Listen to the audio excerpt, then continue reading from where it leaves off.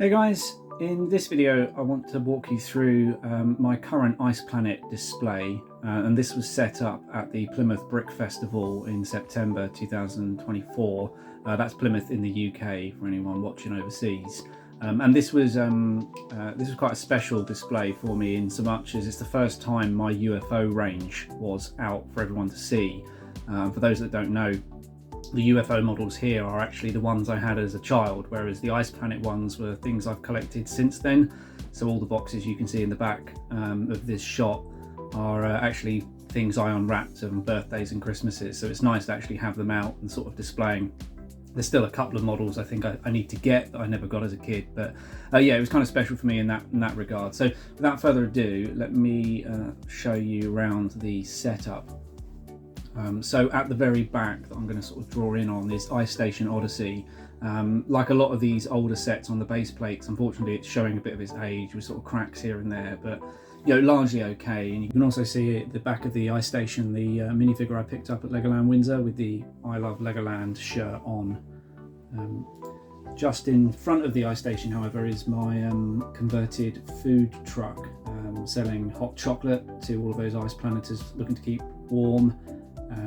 The interesting thing there is the white rubber wheels are quite a hard find. They've come from a SpongeBob set, not easy to track. And speaking of things that are not easy to come by, the leaves of those palm trees are a bit of a pain as well. And then at the front there you've got the IceSat-V launching one of its satellites. So I'm just going to pause at the very front here with these Aquazone base plates, because obviously these are all intended to be underwater plates, but I think they've worked pretty well with the Ice Planet theme, with some sort of strategic snow placed on top, and with the lack of studs and not having copious amounts of tiles to put everywhere. The skis actually stand relatively stable as well. So we've got a fair few, well, we've got three celestial sleds in the shot. And the thing is, you end up picking up so many different Ice Planet vehicles, you end up having duplicates of them, and then you're loath to leave any of them at home. So that's what I've done with the base plates at the front here, try to make this icy ravine.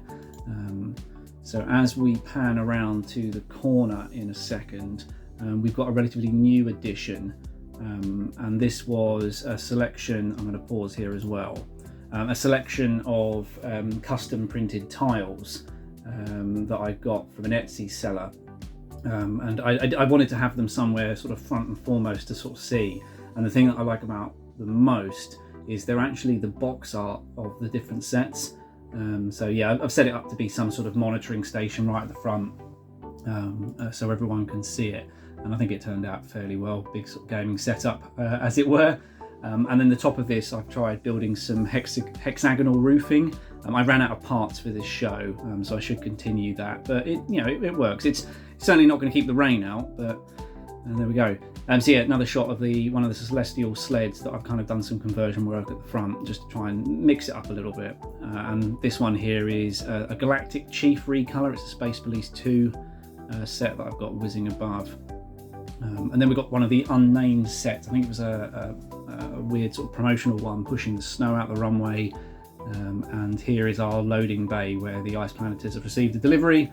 We've got the big Ice Planet forklift, and presumably that lift goes underground to keep their supplies sort of away from the cold, although it's probably a bonus for some of the foodstuffs. And then right at the back here we got a guy working on some machinery just off shot.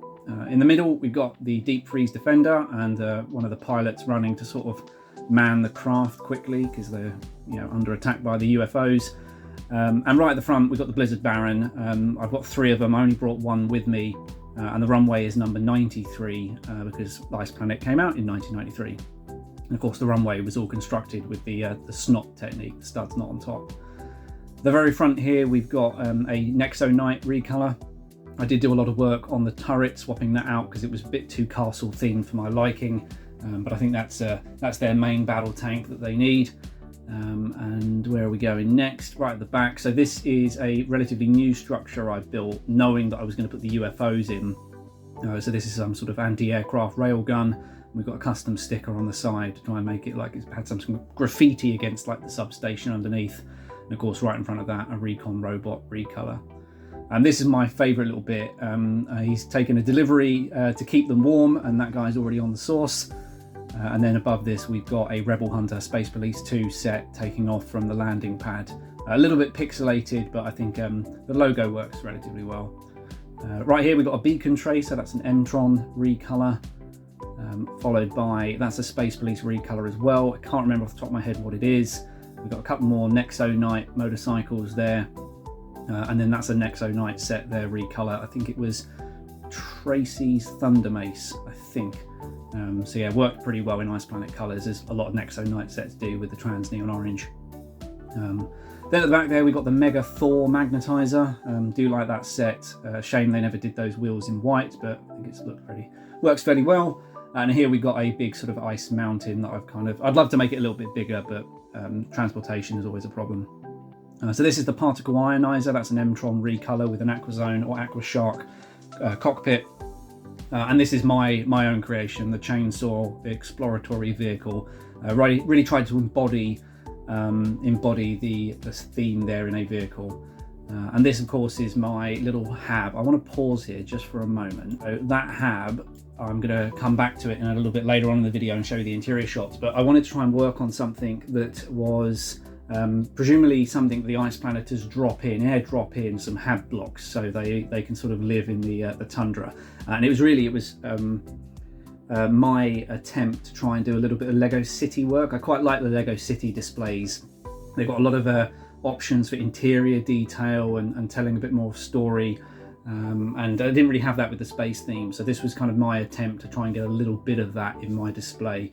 And actually it came about mainly because I salvaged enough of the trans neon garage door pieces that I thought, oh, hang on, maybe with a bay window, and it kind of came together from that. So as we move around, we got the ice tunnelator trying to crack through one of these big ice rocks there, but the chainsaw truck would destroy it anyway because it's on its trajectory. And then we got a few UFO sets, again, ones from my childhood, and this one, I think it's the Cyber Saucer, floating above there, and that is the Interstellar Starfighter. So I'm just going to pause there for a second. So these flying stands you might see, they're actually 16mm acrylic rod that I have sort of glued in between macaroni pieces. I know I put glue on Lego, but it's the only way to realistically display them in air and be confident they're not about to fall down. You can use the 2x2 round bricks, the transparent clear ones, but in fairness they're not that clear, and of course you'd have to put some sort of Technic rod in the middle of them to stop them breaking in the center. And then there's the 1x2x6 bricks that come in trans clear, but again they're not going to be as sturdy as these are. So when you're displaying your collection and there's lots of small children bumping the table, last thing you want is something to come crashing down. So that's how I've achieved the sort of flying stands. The smaller vehicles are on the 2x2 round bricks, but the larger ones, to give them some height, that's what I've done there. So and then this is the Warpwind Fighter. I think probably my favourite one from the UFO range. Really do like that. Missing a few stickers, but never mind. And then we got, actually I'm going to pause here. So this little white droid at the front here, he was a mix of a CMF figure. I can't remember the series, but basically a head and arm swap on the conventional blue droid just behind him gave the UFO range another coloured droid, which I quite liked. They seem to use the blue droids for ground vehicles, the red droids for flying vehicles, so maybe there's a job out there for the white droids. And it did make me think I'd love to look out for parts to do different coloured droids, and the actual aliens in the UFO range also came in red and blue as well, so it'd be nice to do like a recolour of the Cyber Saucer you just saw, and swap the red parts out for blue to have, I don't know, different squadrons or whatnot. But equally on this shot is my ice crystal, which I'm pretty happy with as well. Kind of adds to the sort of frozen feel there, I think. Yeah, lingering on that, and you can see one of the Power Miner figures there that I've painted white. He was pretty beaten up, if I'm honest, so I don't mind.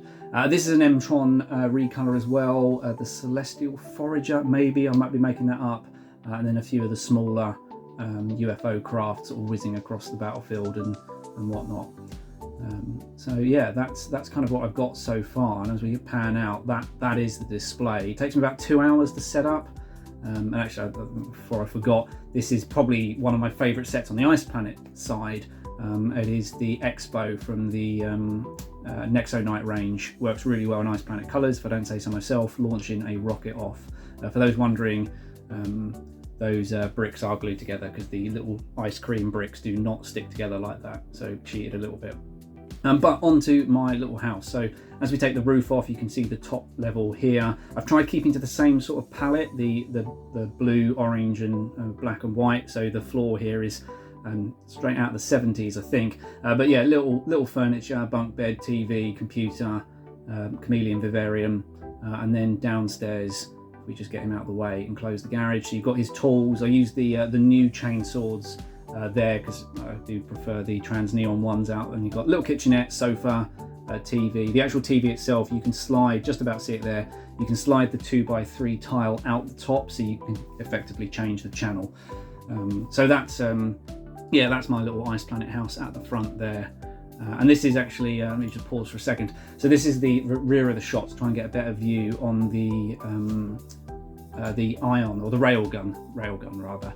So I sort of lined it with trans clear blue pieces and got the little electric sort of lightning bolt piece that the minifigures can hold right in the middle. So that's was purposely built knowing I was going to put the UFO range there, and the little droid manning it, he will spin with the turret, and he's watching the monitor there, so he's the targeting droid.